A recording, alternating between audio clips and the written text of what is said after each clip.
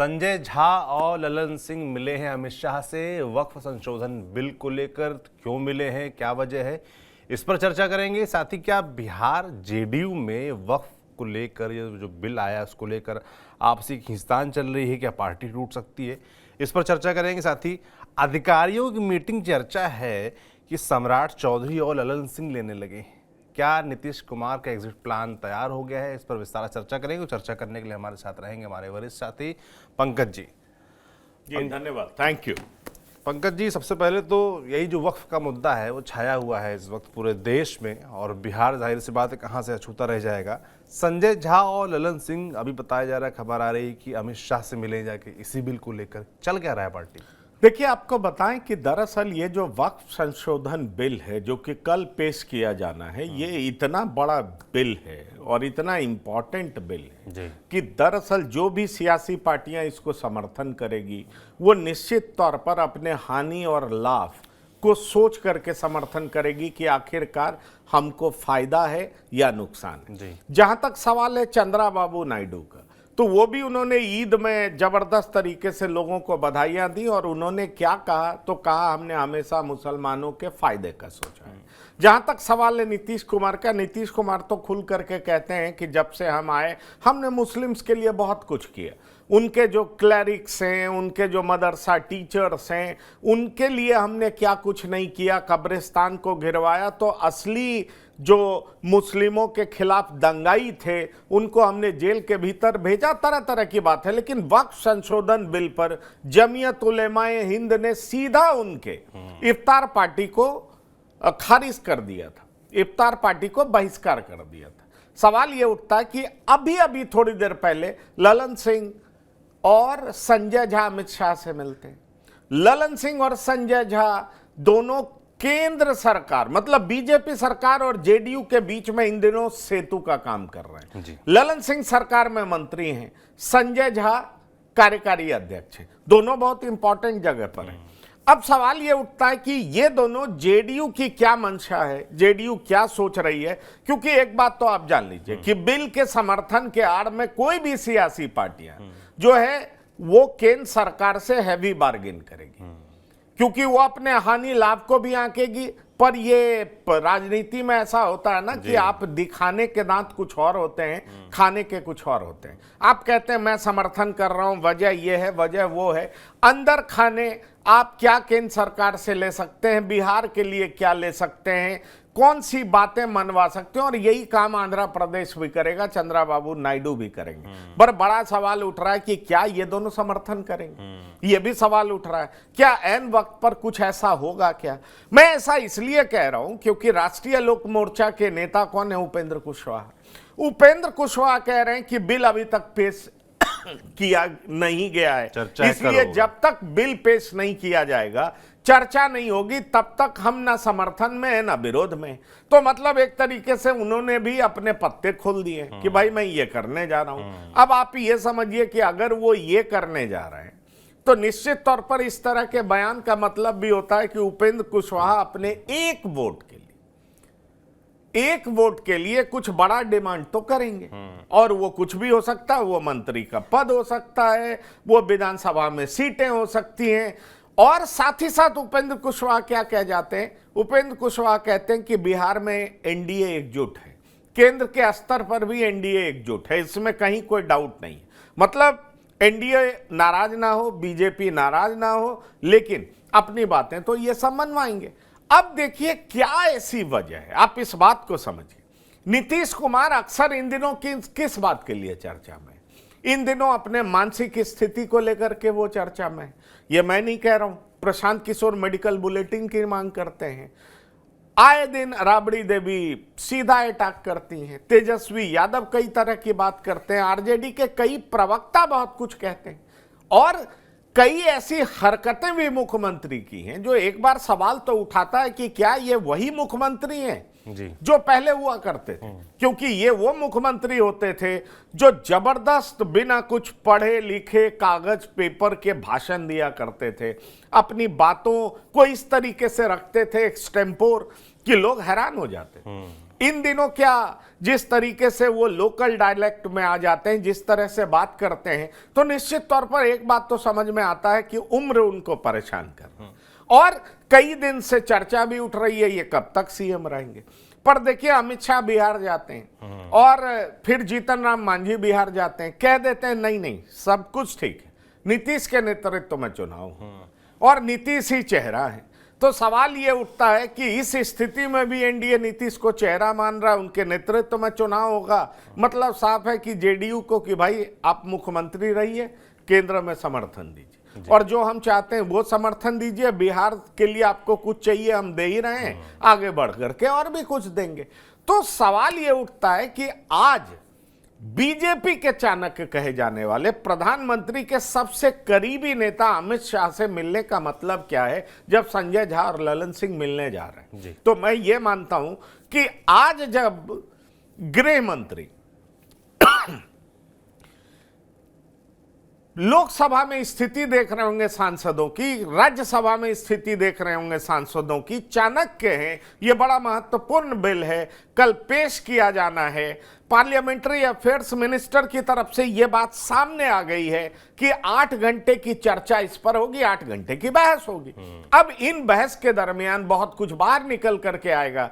तो बहस तो एक पक्ष है कि भाई अपने कंस्टिट्यूएंसी को, अपने वोटर्स को कैसे एड्रेस करना है, लेकिन उससे अलग क्या है, उससे अलग क्या है कि पर्दे के पीछे की रणनीति बहस हम करेंगे। लोग कहेंगे मैं इस बिल का समर्थन कर रहा हूं, कोई कहेंगे मैं इस बिल का विरोध कर रहा हूं। जो समर्थन कर रहे हैं वो अपना पक्ष रखेंगे, जो विरोध कर रहे हैं अपना पक्ष रखेंगे, लेकिन पर्दे के पीछे भी एक पक्ष रखा जाए कि मैं समर्थन करूंगा तो ठीक है मैं करूंगा, मेरा लॉजिक ये होगा, लेकिन समर्थन उसके लिए नहीं करूंगा, समर्थन पर्दे के पीछे जो हमारी कुछ शर्तें होंगी उसके आड़ में समर्थन करूं, जो कि बोला नहीं जाता। राजनीति की हकीकत यही। तो ये बहुत सारा कुछ आपको आज से कल तक में, वो कहते हैं ना आज की रात बड़ी गंभीर रात है, इस बात को समझ लीजिए। आज का समय बड़ा गंभीर समय है। यह तय करेगा कि केंद्र के पास किस तरह की मेजॉरिटी है, यह तय करेगा कि आने वाली देश की राजनीति कैसी होने वाली है, ये तय करेगा कि जो लोग कह रहे हैं कि नहीं वक्फ संशोधन बिल वापस लो, नहीं तो मुसलमान आपको इतिहास में कभी माफ नहीं करेगा, कभी आगे की तारीख में कभी माफ नहीं करेगा, तो क्या जो ऐसे लोग हैं वो वोट के लिए सोचेंगे या वो मेरिट्स और डिमेरिट्स पे सोच करके वोट करेंगे? ये कई ऐसा पक्ष है, मुझे लगता है निश्चित तौर पर सारी सियासी पार्टियां सोचेगी। और हमने कहा कि देखिए, कहने की बात कुछ और होती है, सियासत का इरादा कुछ और होता है, उन सब का आकलन करके ऐसा किया जाएगा। आज की मीटिंग संजय झा और ललन सिंह की मीटिंग इस बात को दर्शाती है कि जेडीयू और बीजेपी के बीच जो खास तौर पर सरकार के लिए क्या करना है, ये दोनों फैसले लेने में सक्षम है। बिहार गए थे, बिहार से आए हैं और सारी बातें पार्टी फोरम में हुई होगी और उसके बाद नीतीश कुमार को भी इन्होंने बताया होगा और अब ये दोनों अधिकृत हुए हैं क्योंकि कार्यकारी अध्यक्ष है संजय झा और साथ में केंद्रीय मंत्री भी हैं, तो ये दोनों बात करेंगे। और मुझे पूरा विश्वास है कि बीजेपी भी, क्योंकि एनडीए जितना मजबूत दिखाई पड़ रही है, बीजेपी भी इनके हिसाब से फैसला करेगी और आगे बढ़ेगी। बिल्कुल आगे बढ़ेगी, मगर जो मीटिंग हुई है ये इस तरह भी एक तरीके से इशारा कर रही है कि सब कुछ जेडीयू यूनिट जो है बिहार की, उसमें भी सब कुछ ठीक नहीं चल रहा है। वहाँ पर भी कहीं ना कहीं मामला खींचतान है, गड़बड़ चल रही है कुछ। तो आपसी क्या बातचीत चल रही है? मतलब जेडीयू के जो कार्यकर्ता हैं, जेडीयू के जो तमाम बड़े नेता हैं, उसमें कुछ मुस्लिम नेता भी हैं, वो क्या कुछ कह रहे हैं?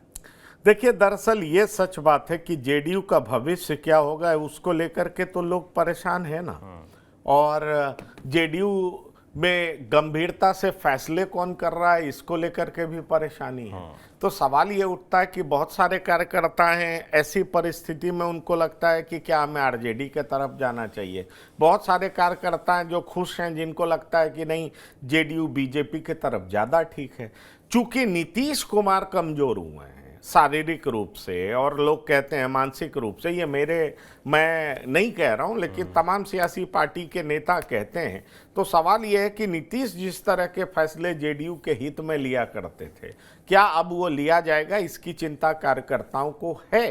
पर बड़ा सवाल यह है कि नीतीश अब घूम घूम करके कई बार प्रधानमंत्री के सामने, कई बार गृह मंत्री के सामने, कि मैं पहले 2 बार गलती कर चुका हूं, अब नहीं करूंगा। इसका मतलब बहुत साफ है कि अब नीतीश भी बीजेपी के साथ रहने के पक्षधर हैं। बिल्कुल पक्षधर हैं और चीज़ें ज़्यादातर उस तरफ जाती दिख भी रही, मगर वक्फ को लेकर क्या स्टैंड रहने वाला है फाइनल, ये देखने वाला होगा। और बाकी जो पंकज जी ने बताया, खासतौर पर जो पर्दे के पीछे क्या डील चल रही है, उसका भी हमें कुछ पता चलेगा तो आपको ज़रूर बताएंगे। पर एक और चर्चा है, जो जेडीयू के भविष्य को लेकर हम चर्चा कर रहे हैं, इसी को और आगे बढ़ाते हैं। चर्चा ये भी है कि जो अधिकारी हैं तमाम बड़े बिहार सरकार के, जो बिहार को चलाने का काम करते हैं, उनकी मीटिंगें ललन सिंह और सम्राट चौधरी लेने लगे हैं। ये चर्चा क्या सही है? क्या नीतीश कुमार अब उनको आदेश नहीं दे रहे हैं? आदेश क्या इन दोनों लोगों की तरफ से जा रहे हैं? देखिए, ये आरजेडी ने ये मुद्दा उठाया है, लेकिन सम्राट चौधरी ने एक्स पर जब उसी मीटिंग का फोटो सारा कुछ रखा, तो उसके बाद ये क्लैरिफाई हो गया कि दरअसल सम्राट चौधरी, ललन सिंह, ये इस तरह की मीटिंग अधिकारियों की इसलिए ले रहे थे क्योंकि मधुबनी प्रधानमंत्री पहुंचने वाले हैं। मधुबनी पहुंच करके प्रधानमंत्री बिहार को बहुत सारा सौगात देने वाले हैं। और आपको बता दें कि जब प्रधानमंत्री पहुंचते हैं तो निश्चित तौर पर ललन सिंह केंद्रीय मंत्री हैं, सम्राट चौधरी बीजेपी के नेता हैं, नंबर 2 के नेता सरकार में हैं।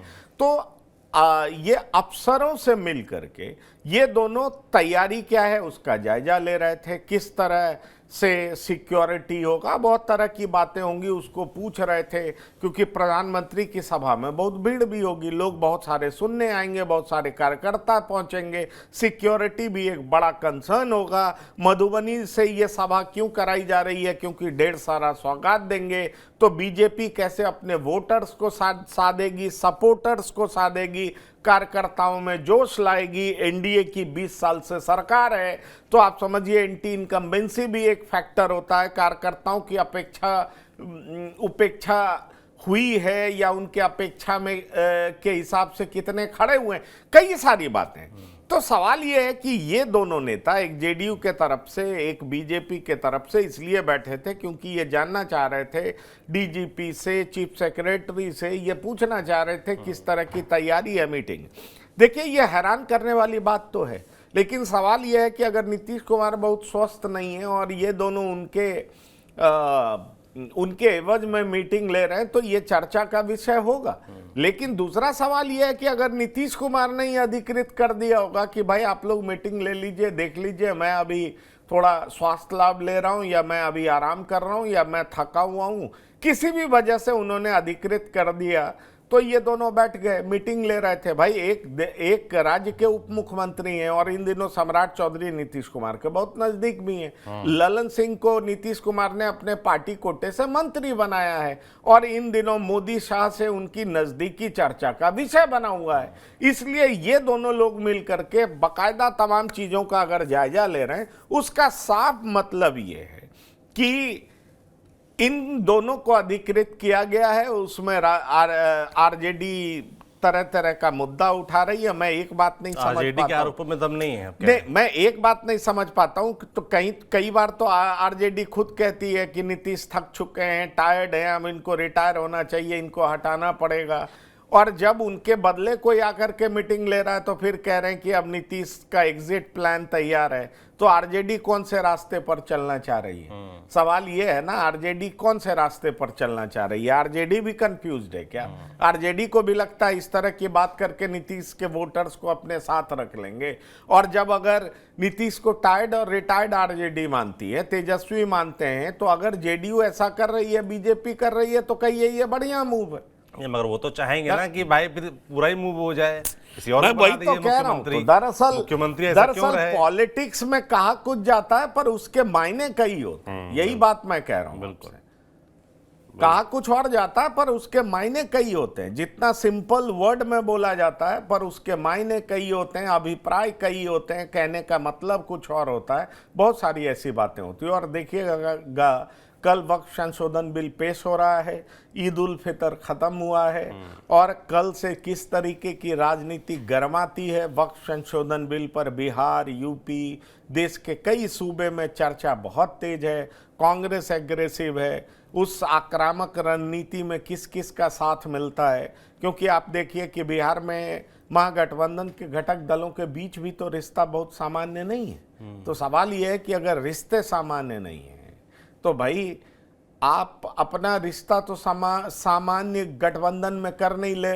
पा रहे हो और आप चिंता किसकी कर रहे हो, नीतीश की कर रहे हो। और यकीन मानिए अब मैं अपने अगले कार्यक्रम में यही बताने जा रहा हूं कि नीतीश की राह में रोड़ा सिर्फ कांग्रेस ही नहीं है, माफ करिएगा, तेजस्वी की राह में रोड़ा सिर्फ कांग्रेस ही नहीं है बल्कि उनके परिवार में भी कई लोग हैं जो कोई राष्ट्रीय अध्यक्ष बनना चाहती हैं, उनकी बहन है और सारे लोगों के बहुत सारे राजनीतिक महत्वाकांक्षाएं हैं। किस तरीके से आरजेडी में संजय यादव, मनोज झा को लेकर के कई कार्यकर्ताओं में नाराजगी है। क्या ऐसे नाराज कार्यकर्ताओं की मदद से क्या आरजेडी सत्ता तक पहुंच पाएगी? क्या इन तमाम सवालों के बारे में मैं अपने दर्शकों को पूछूंगा, बताऊंगा। हमारे साथ पैनलिस्ट होंगे और इस बारे में हम चर्चा करेंगे। बिल्कुल, अगले प्रोग्राम की पिच तैयार कर दी है पंकज जी ने। बिहार की बात में ज़रूर देखिएगा अगर आपको ज़्यादा जानकारी चाहिए हो इस बारे में कि तेजस्वी यादव की राह में रोड़ा किस तरीके से उनका परिवार, तमाम उनकी पार्टी कार्यकर्ता ही बने हुए हैं। पर हमने जो चर्चा की मुख्य रूप से वो थी वक्फ को लेकर कि वक्फ को लेकर एक मीटिंग हुई है संजय झा और ललन सिंह की। अब बिल पेश होना है। जो एक जेपीसी बनी थी उसने भी दावा कर रहे हैं, जगदम्बिका पाल जो उसके हेड हैं, कि भाई तमाम संशोधन अभी किए तो अभी विरोध ठीक नहीं, पहले आ तो जाने दिए संसद पटल पर। और जो बताए जा रहे सुझाव तमाम आए हैं उन तक उनको लिया गया है इस बिल में, तो देखने वाला होगा क्या होगा। बाकी राग बिहारी में आज इतना ही। जो भी अपडेट आता है खासतौर पर वक्फ को लेकर जेडीयू का फाइनल स्टैंड क्या रहता है, इसको लेकर हमारी नज़र रहेगी और जब भी खबर आएगी आप तक हम ज़रूर पहुंचाएंगे। आप देखते रहिए TV9 डिजिटल। शुक्रिया।